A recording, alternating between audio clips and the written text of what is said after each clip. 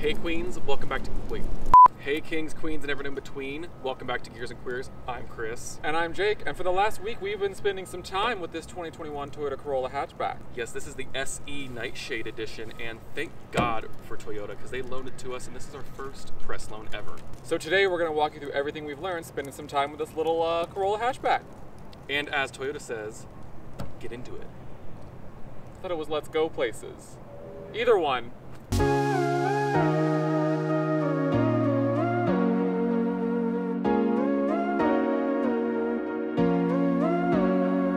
Well, we're starting our 2021 Toyota Corolla hatchback review off like we always do, in the car, but we're actually going to start with driving impressions first, because this is the first time that we've had a new car that we've been able to test for longer than, what, 4 hours? I really like the way this car drives. Yeah, the steering, we know she's electric, let's just go ahead and get that out of the way, but it's like good heft. It's good ratio. Precise. Yeah, this car is actually very lovely to drive, and you might not expect that, but we're bringing you the hard-hitting journalism you crave. Yeah, so let's start with the high points. I think the steering is great. It's really light at low speeds. There's obviously, it's not brimming with fuel, sorry to report, but the weighting is great. It weights up nice in corners, and I just think it's like a really, really good electric system. We're talking about the SE Nightshade trim here. This is not the XSE. It's really just like an aesthetic package. We've got some blacked out stuff and all that, but no actual performance goods. We're basically talking about the base car with the base setup, and the only difference being those 18-inch wheels. This car is set up super well in base form. I'm very surprised by how this car rides and handles. It deals with bumps even better than that Volvo XC40 we just tested, so go peep that. This thing rides really nice. It's super supple, but it's not like overly cosseting or like mushy. Like it handles really well. On the back roads up here in North Georgia, it's nice. Sis is composed. That is like the standout feature to me in this car, is it feels solid, it feels sporting. The engine may not match, and we'll get to that in a second, but it handles surprisingly well, and we've spent the last week just trying to unsettle this thing at a variety of speeds, trying to turn traction control off, which is not doable. But it's a seriously nice chassis, and I would love to see them hot this up with, I don't know, maybe a Toyota Yaris GR motor, or little hot hatch moment. Honestly, anything. Like put a supercharger on this little 2-liter. I don't care, but this chassis could take a lot more power, I think, especially with some proper summer tires. We have a first gear, so this thing creeps from a stop like a traditional automatic, but it is still a CVT, so there's a handoff there. And we're just gonna go ahead and give me a accelerate like moderately. So it's funny, the character changes a good bit in sport mode, but something always stays the same, is that handoff from first to second is always such like a slur. It never handles it properly, I feel like. But honestly, as far as CVTs go, this is a pretty good one. This is an excellent one in my opinion. Like, I don't think you should still be hating on CVTs. This thing is actually pretty good, and we've got 10 preset ratios, one of them being that fixed first gear. Right. We've got paddles on the steering wheel, and they're actually pretty decent and responsive. And this thing will bang home a shift. Especially in sport mode. Yeah, it'll give you it almost sounds like you're getting a little like exhaust dump as well. I haven't, like, you can't actually hear it from outside, but I love it. But I have been pleasantly surprised by this CVT, and I think that is praise enough. This isn't just a, oh, I couldn't get the manual kind of car. Like, you could actually have fun with this, and we have. So yeah, consider it. So this CVT is mated to, in this trim, well, in all hatchbacks actually, a 2-liter 4-cylinder with 168 horsepower. And 151 pound-feet of torque. It is enough. I think that it is quite plenty. Like, obviously, if you're looking for something like a GTI, you're going to be disappointed. Yeah. More so, I'm not as pleased with kind of how grainy the engine sounds. Yeah, I think the delivery is nice, and especially like mid-range. But yeah, things go awry the more you get into the revs. Yeah. Once you're up there.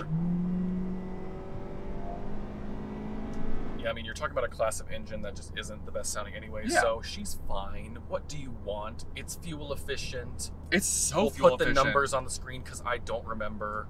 I mean, we've been beating on it, and we've been averaging like 32.9. We know this car drives well from a human standpoint, but it does have a lot of active safety features, and so does it drive itself well? Jury's still kind of out, honestly. So we do have lane trace assist, we have adaptive cruise control, We've got like the basic Toyota Safety Sense Plus. I think my issue with it is that when it performs well, it's pretty good, but it's inconsistent is my issue. Yeah, if you're on the highway and you're like in the middle lane, left lane, it'll mostly drive itself, like keep you vaguely centered in the lane. Yeah. But the threshold of when it needs you to intervene is like super inconsistent. But otherwise, it's pretty good. It's not the worst. It's better than some cars that are much more expensive. One weird exclusion, in my opinion, is the lack of a blind spot monitor. Yeah. So you have to get that as an option on the lower trims, or you get it with the XSE. But if you're giving us every other bit of tech, basically, why not just bundle that with it? And also, especially with the hatchback, I really want a blind spot monitor in this. These C-pillars are huge. Visibility's pretty good, but I think it's a huge oversight, especially when we've got all of this. I mean, speaking of visibility, the hood line of this vehicle is like 6 inches taller than the side window line. We have this like blacked out headliner inside, so it kind of feels a little bit more closed in. Of course, the windows aren't that big. I think they're pretty big for a modern car. This shoulder line is low. Again, that's why I was confused. They're so much lower than the dash. Comment below if you're from Toyota and an engineer. Let me know, please. Well, obviously this is the hatchback model of the Corolla family, but let's talk about what sort of makes up this Nightshade edition. I thought it was a performance trim, but turns out it's mainly appearance, but I think it's a bit of a winner. So you get gloss black mirror caps, gloss black 18-inch wheels, similar gloss black treatment for the front grille here. You do not get fog lights, however. You need the XSE for that. So come on, Toyota, give us a little bit something. But what I think it does overall is just make this look a little bit less of an economy car and a little more sporty, like it kind of belies its intentions a little bit. Also at the back, you get a black Toyota badge. Ooh, sinister. And black badging and a single exhaust tip. Overall, I think both Chris and I agree that this is a really good looking car. And I mean, obviously we're getting a very corporate Toyota face. I think it works. I think it looks aggressive. I think it's unique for sure. You know, it doesn't look like every other car on the road. I think the front sort of signature is really successful, even with the sort of lane keep assist cameras up front. But I like how you kind of get this mirrored fishhook headlight, and it's sort of mirrored in the tail lights as well. Honestly, my favorite part about this car, apart from it being a hatchback, obviously, is this whole treatment. Do you know how expensive this is? Like this stamping to get this line down here to this cutout, like that's a lot of money. Mind the dirt. They really went there with the looks, which I feel like sometimes, at least in recent years, Toyota hasn't always done, and I think it paid off. Now, we would be remiss if we did not discuss the most obvious deviant feature of the hatchback, the hatchback. At first glance, not the biggest cargo area. This is a pretty high load floor, kind of like right here where the latch is, but a decent amount of space. You've got these pockets on the side, and you realize when you lift out the liner, we've got this whole little area under here with an actual spare tire. When do you get that on a new car anymore? I would like to see it. And there she is, ladies. I'm told that you can delete all of this as an option and you get a little bit of that trunk space back. So now let's talk about the real reason you buy the hatch. The wiper. Love that. Porsche doesn't even give you one, girls. And not even as a $7,000 option. Toyota's like, honey, we got you. Well, here we are on the inside of the 2021 Toyota Corolla hatchback, Christopher. It's typical Toyota fare, but it's pretty nice. Yeah, I mean, we're talking about like an economy car. That used to mean really cheap, really nasty interiors, but very squeaky. Very squeaky. We do not have that here. We have a lot of soft touch. Quite abounds everywhere. And then this is actual stitching here on the dash. Like the materials are really nice. All trims get a leather wrapped steering wheel.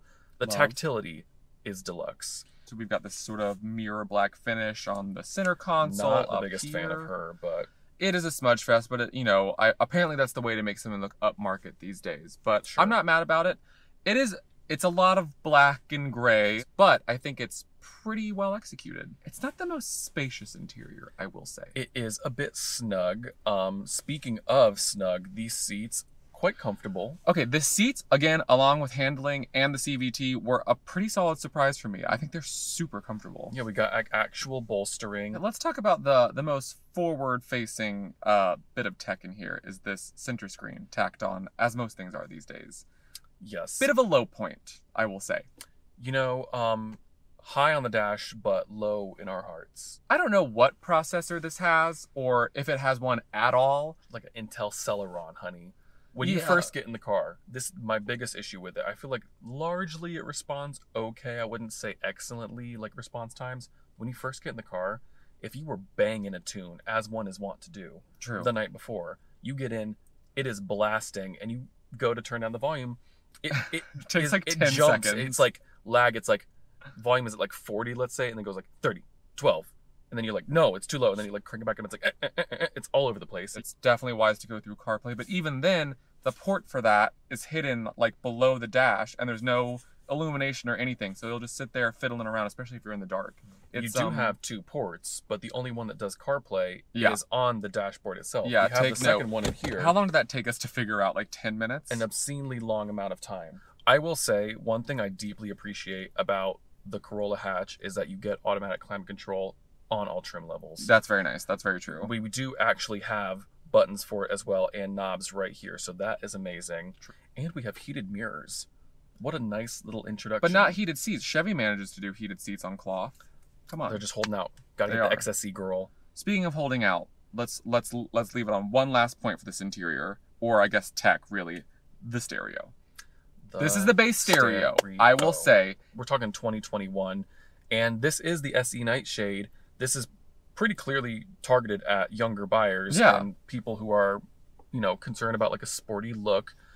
I think that I'm not alone in thinking that more people are also concerned about better audio. Like if you want like a nicer looking car, I would think you would want a little bit better audio, especially like young people love the music, you know, but maybe that's just me. You can step up to the XSE for like an extra 1,000 from this car and you get that 800 watt JBL. You get all the extra stuff. Now we're in the back seat. If you couldn't tell, and let's just go ahead and say I already had to move this seat up just to fit back here. So Jacob is slightly taller than I. You are what, 6'2"? 6'2". I'm 5'10". If it matters. So for me, you know, I was just driving. This is where I feel comfortable in the front seat. I have what I would call an acceptable amount of room. I would not want to be back here for multiple hours. You probably for multiple minutes. No, and it is worth noting that hatchbacks actually get a lot less legroom than the sedans because of the sort of cargo area in the back.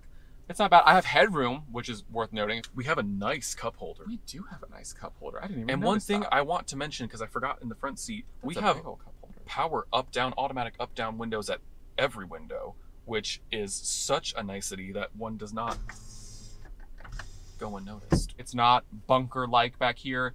My knees hurt, but oh well. Do you think you could fit 5 people back here? I would not like to be one of those people. No. Thank you so much, Toyota, for letting us have our first press loan, this Corolla. Toyota, with us from day one. With them, we can go places. We truly can. So that concludes this review. Let us know what you thought about it down in the comments, and check out the channel if this is your first time here. You know, give it a little like, maybe share it, maybe hit that little notification bell. I don't know. Whatever you think about doing, you know. But either way, if there are any other cars you guys would like to see us review, because now we are Press Car Official, just let us know. But yeah, we will see you next time. Bye. Stunning.